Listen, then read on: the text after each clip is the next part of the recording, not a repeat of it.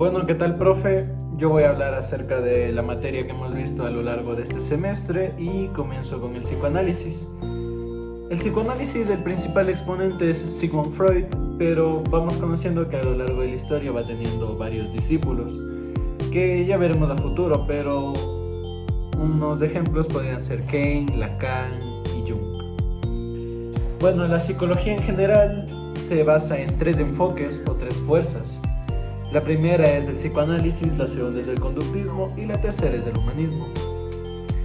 En cuanto al psicoanálisis, su objeto de estudio es el inconsciente y su objetivo es hacer consciente lo inconsciente. En el conductismo, su objeto de análisis, objeto de estudio, es la conducta y su objetivo es cambiar esa conducta. Y en el humanismo, su objeto de estudio es el humano y su objetivo es el desarrollo del ser humano.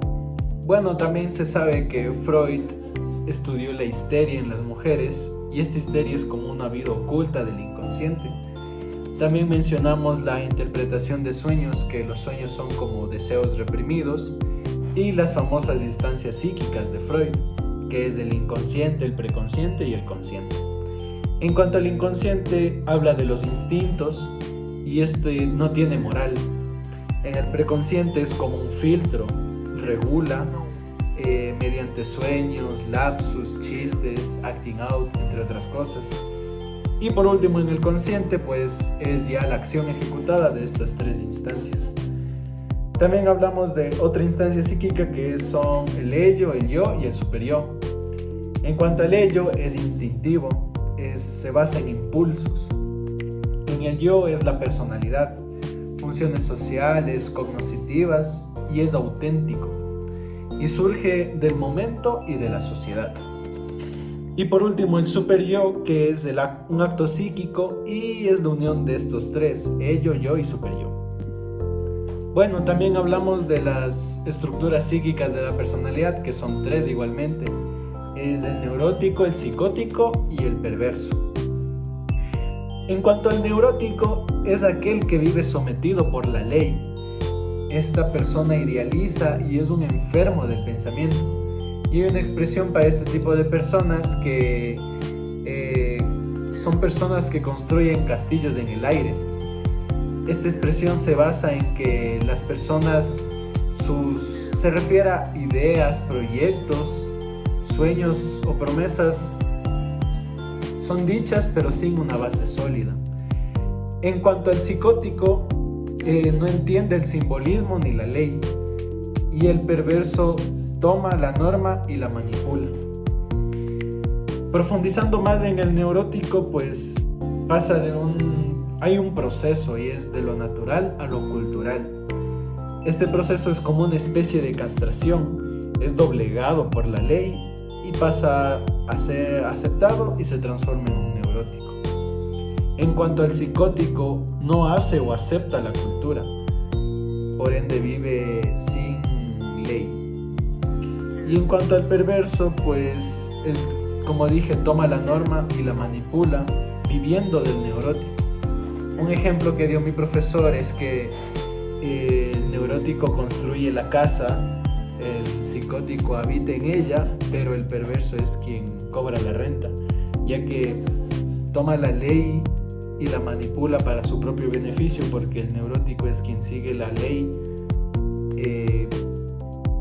por encima de todo. Bueno, también hablamos del desarrollo psicosexual de Freud.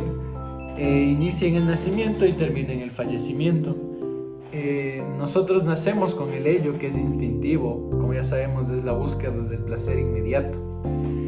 Habla también de la libido, que es la energía de las personas, pero esta energía es de carácter sexual y esta consiste en liberación de energía a través de descargas. También hablamos de las etapas psicosexuales de Freud, que son 5. La primera etapa es la oral y su zona erógena es la boca y es el estímulo del bebé al pecho de la madre. Significa para él comida, seguridad y amor. Se da en el primer año de vida. Como mencioné, su zona erógena es la boca, con lo cual habla de la relación que hay entre el bebé y la madre, dando un vínculo de dependencia, ya sea fisiológico o afectivo. Este vínculo de dependencia construye el yo del sujeto. En cuanto a la segunda etapa, es la etapa anal, es el control de esfínteres y su zona erógena es del ano, y consiste en la expulsión y contención. Esta etapa es como un proceso de descubrimiento corporal, se da del primer año a los 3 años. En cuanto a la tercera etapa, es la fálica y su zona erógena son los genitales. En esta etapa el niño se siente superior a la niña y asimismo hay impulsos, pero también hay como un apartado, un desarrollo en esta etapa, un proceso que se llama el perverso polimorfo, que es la perversión de descubrimiento. En esta etapa hay que saber que en esta etapa se da el complejo de Edipo y se da desde los 3 a los 5 años. En la cuarta etapa es la etapa de latencia. Esta etapa es tranquila y de reposo. Se da desde los 5 a los 12 años. Hay que tener en cuenta que en estas primeras 4 etapas son etapas egocéntricas y de narcisismo primario.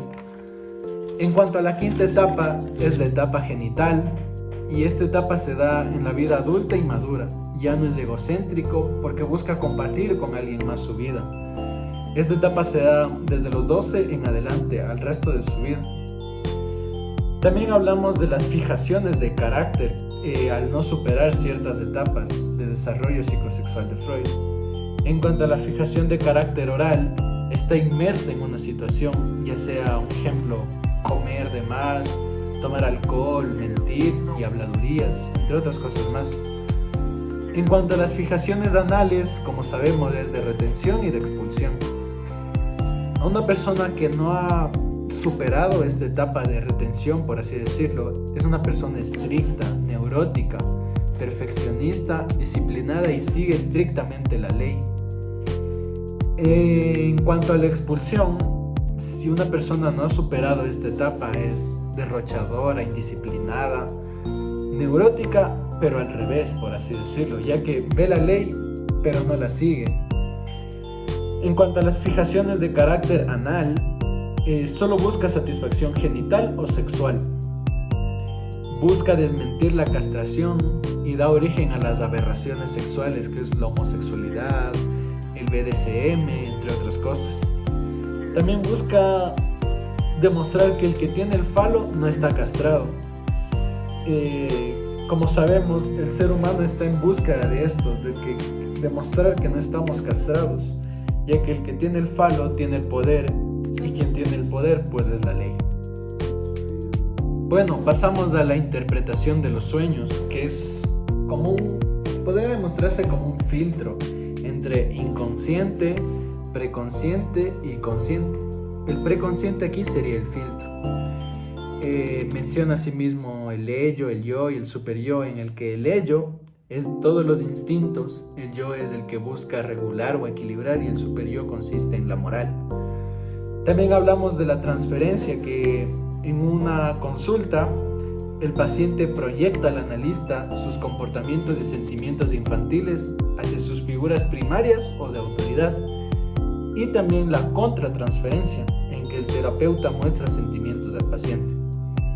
También hablamos de los mecanismos de defensa, que son varios, pero voy a resaltar unos pocos, en el que son la negación, represión, proyección, renegación y la idealización.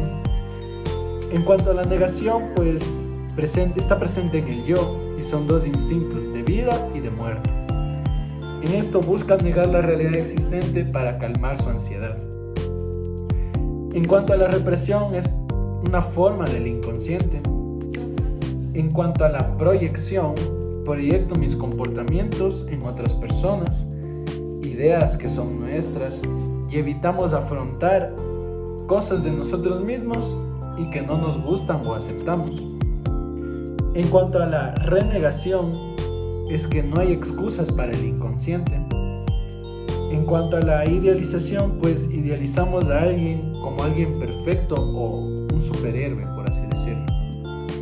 También hablamos de los efectos del inconsciente, que son algunos, como olvidos, actos fallidos, lapsus linguae, sueños, chistes y síntomas. También menciona que la energía es el líbido, pero hay que tener en cuenta que energía no es igual a pulsión.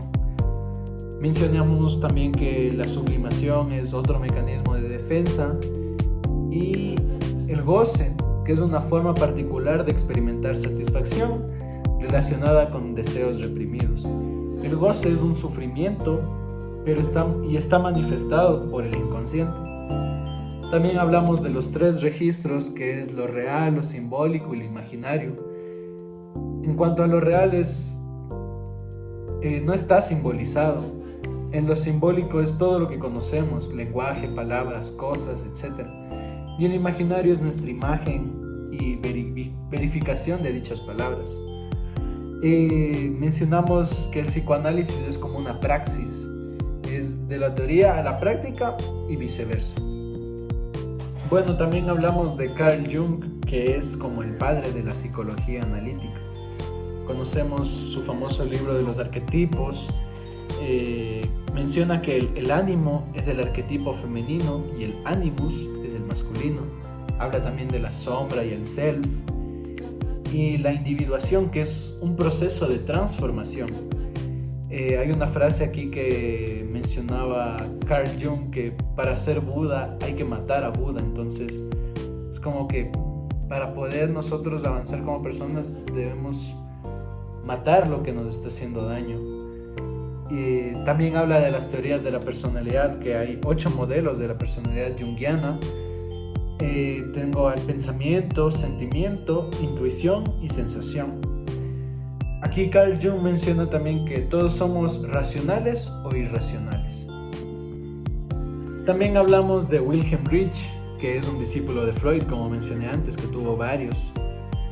Reich desarrolló la vegetoterapia, que consiste en la liberación de acumulación de energía. Esta energía Reich la nombró como orgón. Reich hizo una crítica a la sociedad de que la sociedad genera neurosis por conjunto de normas y reglas, formando así una coraza. La coraza es la neuroticidad, y mientras más grande es esta coraza, se refleja en la postura de una persona. La solución a esta coraza que dio Reich es el orgasmo, que consiste en una descarga eléctrica, que es como un reacondicionamiento de la energía. También hablamos de Alfred Adler, que es un psicopedagogo y es como el padre, por así decirlo, de la psicología individual. Adler habla acerca de los complejos, que es un conjunto de cosas o sucesos que pasan alrededor. Habla del complejo de inferioridad, que la persona o el paciente se trata como inferior, se siente inferior, que no sirve para nada, y hay que ver el contexto en el que se forma este complejo. Pero este complejo de inferioridad debemos tenerlos todos para, como personas, sentir un impulso para mejorar.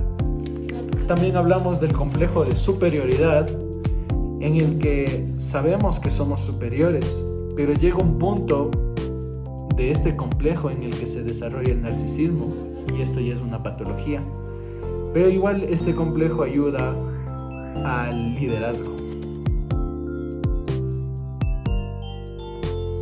Bueno, como temática de segundo parcial tenemos a los post-freudianos, que como primera parte está Melanie Klein, que ella desarrolló el psicoanálisis en niños, ya que Freud solo hizo teorías, pero Melanie Klein lo llevó a la práctica porque se dio cuenta que el lenguaje del niño es el juego y el lenguaje del adulto son las palabras. Entonces psicoanalizó, dio terapia a niños a través de juegos. Desarrolló conceptos de angustia, que es que nacemos con el ello y luego con el yo, que este yo se forma la personalidad. Habla también acerca de la vida intrauterina, que es sentimientos, palabras de la madre, formando un yo primitivo. En el primer trimestre de vida se esciende y al nacer ya se forma el ello. También menciona la escisión, que es una ruptura. Y también habla del esquizoparanoide, que es un objeto parcial, el pecho de la madre, ya sea el pecho bueno o malo, ya que al bebé, al alimentarlo, se convierte en el pecho bueno, pero al ser ignorado, al no ser alimentado, para él, al tener hambre o frustración, para él se transforma en un pecho malo. Melanie Klein también menciona mecanismos de defensa, que en este caso para el bebé es fantasear que dicho pecho bueno lo salva de todo lo malo que puede llegar a sentir. Menciona también que nuestro yo se integra gratificadamente, pero siempre tiene una fisura porque tenemos núcleos psicóticos. En cuanto a los siguientes 6 meses, el bebé comprende que no hay pecho bueno ni malo, sino personas buenas y malas. Menciona varios puntos que voy a especificar ahorita, que es la posición depresiva. Para él ya no es un objeto parcial, sino total. Lleva una integración completa de la madre. Y esto reflejamos en nuestras futuras relaciones como con las primeras que tuve. Es decir, buscaremos una pareja como alguien que fue como nuestra madre o nuestro padre. También menciona mecanismos de defensa maníacos, que es la negación, negarlo todo y no aceptarlo. Y este mecanismo es hacia el objeto. También otro mecanismo de defensa maníaco es la omnipotencia, que es sentirnos superiores, sentir el super yo.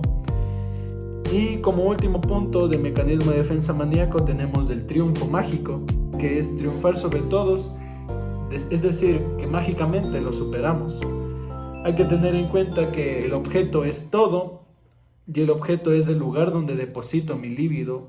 Por eso tiene importancia, un valor para nosotros, formando catexia y pulsión. La catexia son las conexiones y la pulsiones son los impulsos. También vimos acerca de Jacques Lacan, que es otro discípulo de Freud. Lacan convierte el inconsciente en estructura del lenguaje. Para él, el sujeto es lo que debe ser pensado en la construcción del yo, y que el yo es el resultado del otro. Lacan representa el universo en una pintura moderna y hace de la paranoia un razonamiento lógico. Esta parte es interesante porque para Lacan la paranoia son ideas persecutorias, pero consisten en la búsqueda de la verdad y matar al otro lo que no me gusta de mí, como es en el caso de Aimé. Lacan desarrolló una tesis de paranoia que consistía en que la estructura paranoico es el ataque del sujeto al amo.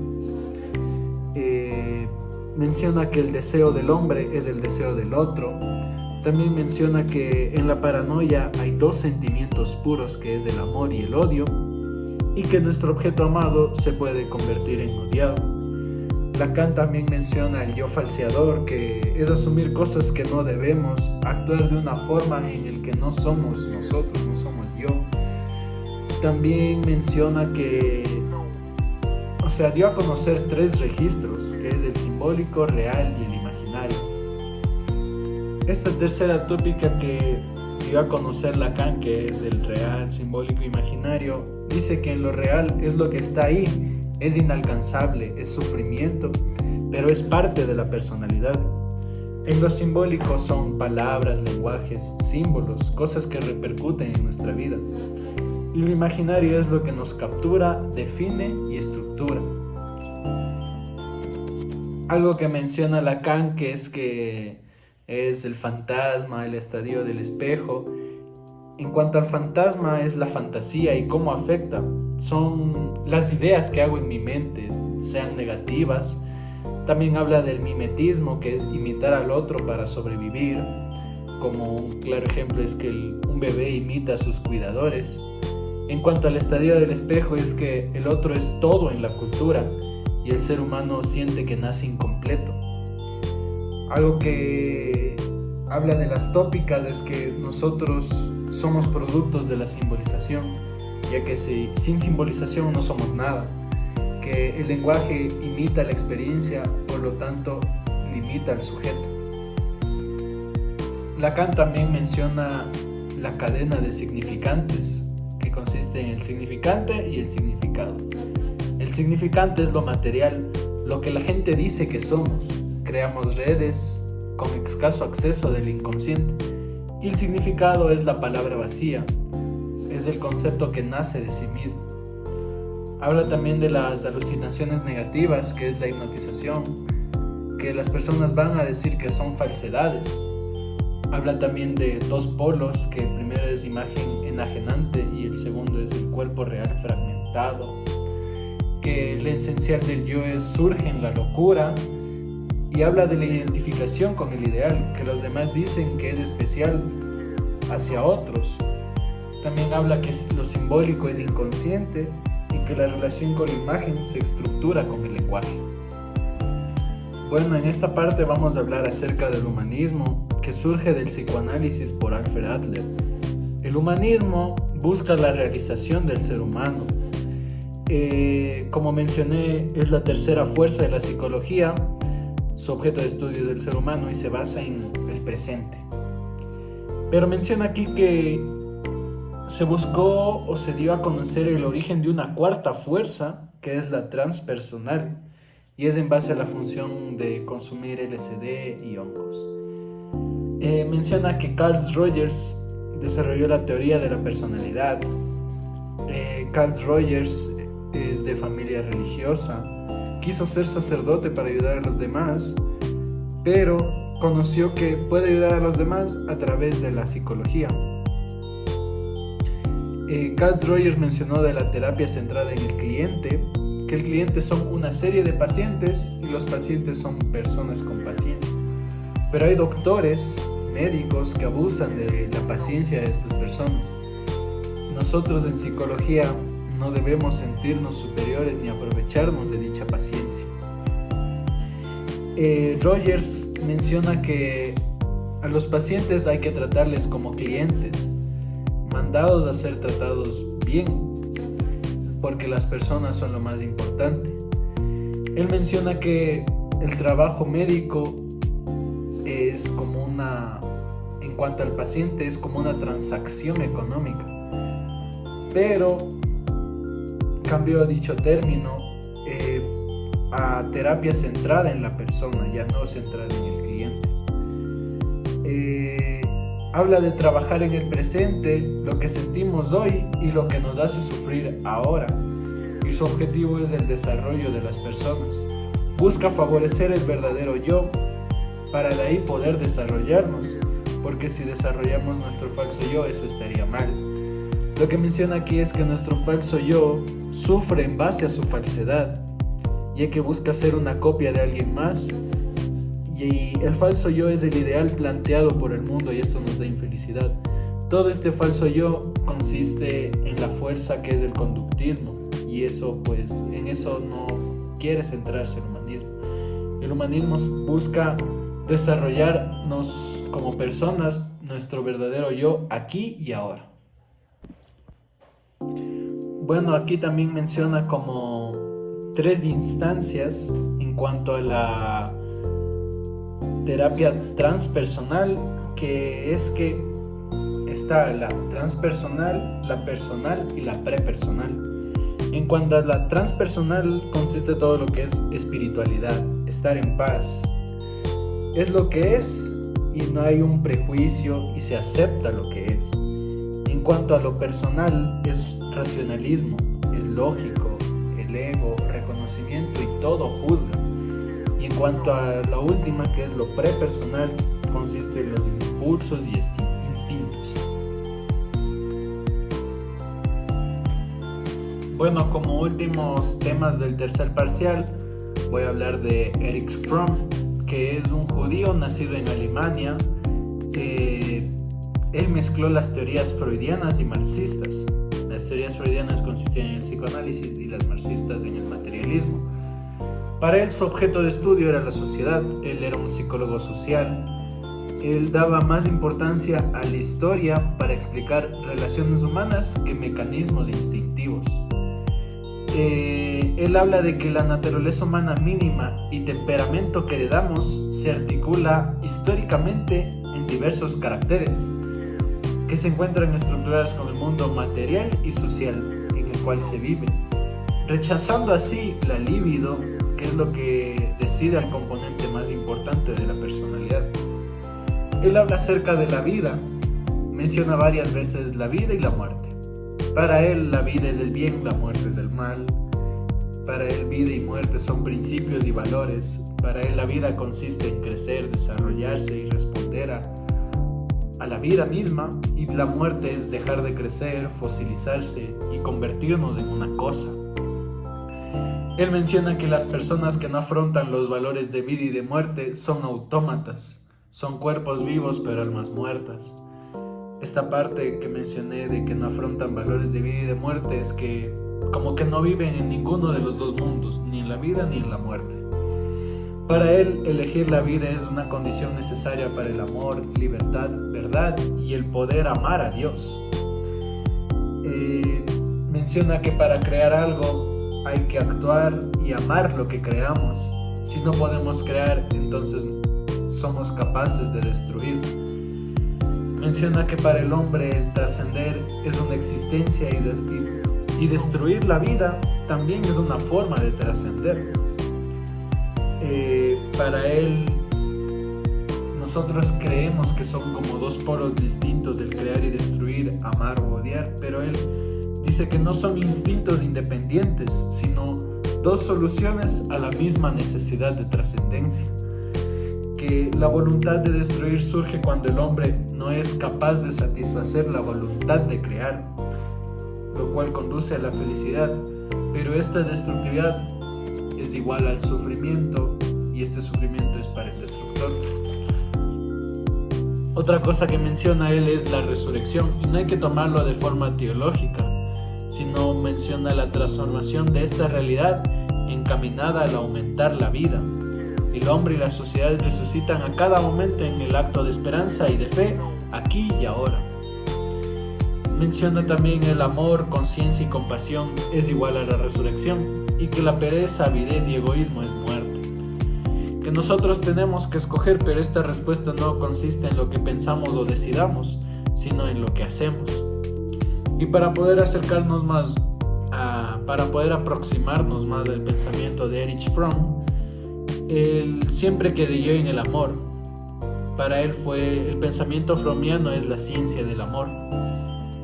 Antes de morir reiteró varias veces las críticas al consumismo y a la ideología de la negación.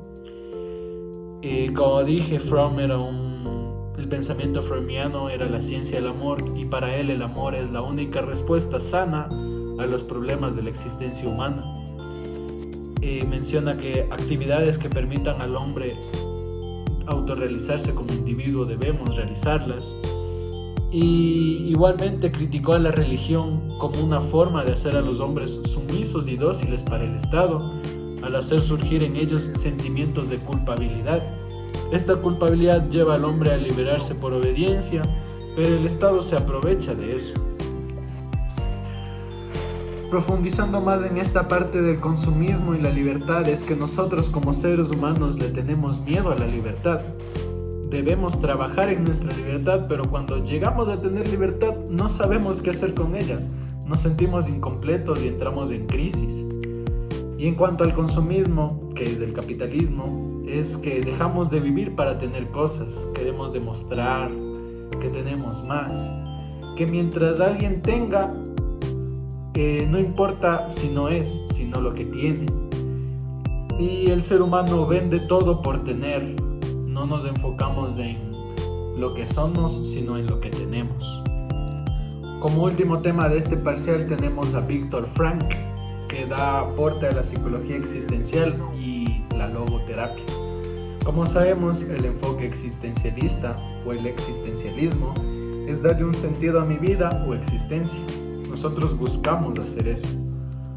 Como principales aportes de Viktor Frankl, tengo a la logoterapia, que es que se centra en el sentido de la vida y en la búsqueda del significado como fuerza motivadora central en la existencia humana. Otro dato importante de Viktor Frankl es su experiencia en el Holocausto. Pasó mayor parte de la Segunda Guerra Mundial en campos de concentración nazis, y su experiencia influyó profundamente en su enfoque psicológico y filosófico. sacó su obra principal, que es El hombre en busca de sentido, y narra su experiencia en los campos de concentración y presenta principios fundamentales de la logoterapia. En cuanto al enfoque en el sentido de la vida, pues el sentido de la vida es como una fuerza motivadora esencial que incluso en circunstancias extremas nosotros como personas podemos encontrar un propósito que nos dé fuerzas para sobrevivir. Otra cosa que dio Viktor Frankl en las contribuciones a la psicología existencial, que las figuras destacadas de esta corriente son Jean-Paul Sartre y Albert Camus. Este enfoque es centrado en la importancia de la libertad, responsabilidad y búsqueda del significado en la vida humana.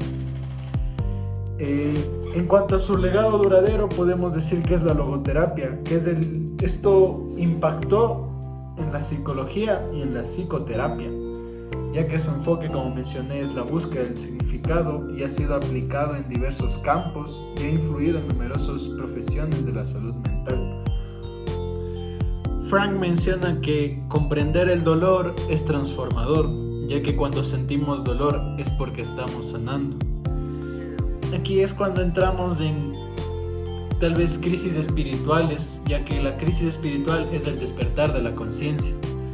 Relaciona mucho la resiliencia, ya que Viktor Frankl creyó que tenía un propósito de vida cuando estaba en los campos de concentración. Como sabemos, la resiliencia es la capacidad del ser humano de sanar por sí mismo, y que a veces el mayor enemigo del ser humano es uno mismo, ya que no es capaz de sanar. Frank menciona que la resiliencia junto con la empatía son aspectos claves para ser un mejor ser humano, dando así un sentido a nuestra vida. El sentido de vida consiste en generar lo que genera en mi bienestar, respetando la vida del otro. Gracias.